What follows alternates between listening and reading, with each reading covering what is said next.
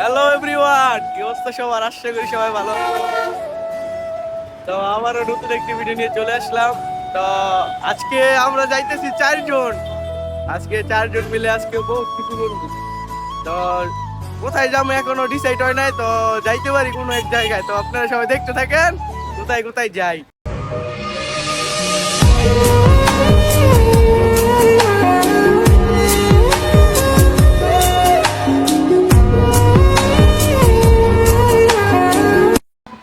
আসসালামু আলাইকুম এভরিওয়ান, সবাই কেমন আছেন? আশা করি ভালো আছেন। তো আমরা আজকে ঈদ উপলক্ষে চারজন ঘুরতে বের হলাম। তো আমাদের সাথে থাকুন, আর শিয়াবের চ্যানেলটাকে অবশ্যই সাবস্ক্রাইব, লাইক, কমেন্ট, শেয়ার করবেন। সামনে দুইজনকে দেখলেন, আমরা আছি দুইজন। মোট আমরা এই চারজনই বের হয়ে পড়লাম, আজকে সারাদিন ঘুরবো। তো আপনারা আমাদের এই ব্লগটা মনোযোগ সহকারে দেখতে থাকেন।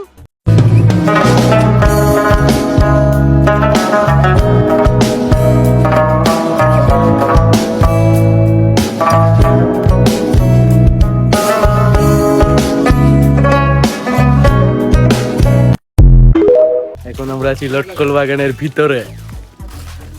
কিন্তু ওই বড় দেখেন এখনো পাকে নাই, মানে পাকতে সময় লাগবে। পাকে না?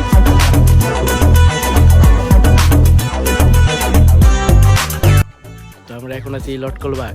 তো আমাদের বেয়ায় টেস্ট করে বলবে কেমন হয়েছে, মানে এখনো পুরোপুরি চলবে নাকি নাকি মার তো পাকতেছে, এটাই আর কি। তো গাছ থেকে এরকম লটকন খাইতে হলে অবশ্যই আপনাদেরকে আমাদের নরসিংদী জেলায় আসতে হবে। তারপর এভাবে গাছ থেকে লটকন ছিঁড়া ছিঁড়া আপনারা খাইতে পারবেন। আসলে অনেক মজা, টেস্টি।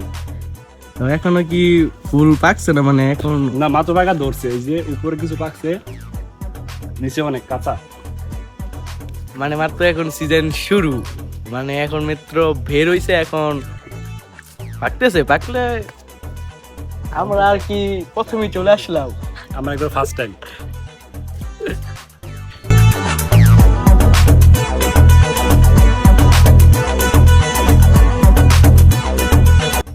তো ঘুরতে ঘুরতে একটা জিনিস দেখে ফেললাম, দেখেন আমার বিয়াই কি দেয়।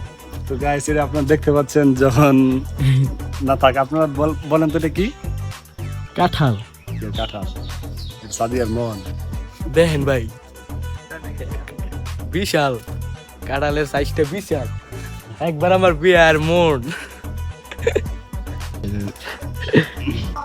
তো আসছিলাম লটকল বাগানে। তো লটকন এখনো বড় হয় নাই, তাই এই জন্য ভাবলাম লটকল চারা তুলে নিয়ে যাবো। তো আপনারা দেখতে থাকেন, আসেন।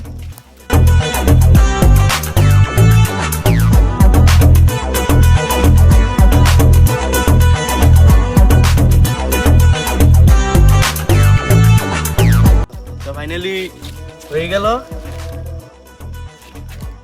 হ্যাঁ, ওঠেন দেখেন, এই সেই লটকন চারা। লটকন তো আমাদের কপালে নাই, মানে এখনো পাকে নাই, মানে পেকে যাবে হয়তো বা আরেক মাস পর। এই জন্য আমরা লটকন চারাই নিয়ে যেতেছি, বাসায় নিয়ে লাগাবো। হ্যাঁ, এটা কি করবেন কোন? এটা এখন পার্সেল করে প্যাকেজিং করে তারপর এটা বাসায় নিয়ে যাবো, নিয়ে ওইখানে লাগাবো। একবার লটকন হলে ঘরে আপনার ঘরে খাওয়াবো। এটারে নিয়ে কি সুন্দর মতো বড় করতে পারবেন, যত্ন করতে পারবেন নাকি? অবশ্যই অবশ্যই। তুই যে একটা কষ্ট হয়েছে কেয়ারিং। এটা কি পেয়ারা গাছ? না না, পেয়ারা গাছ না, এটা জাম গাছ। জাম গাছ, এটা আর লটকল গাছ।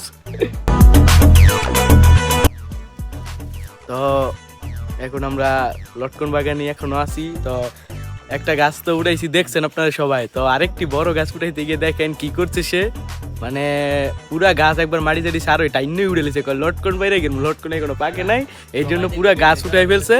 তো আপনারা দেখতে থাকেন।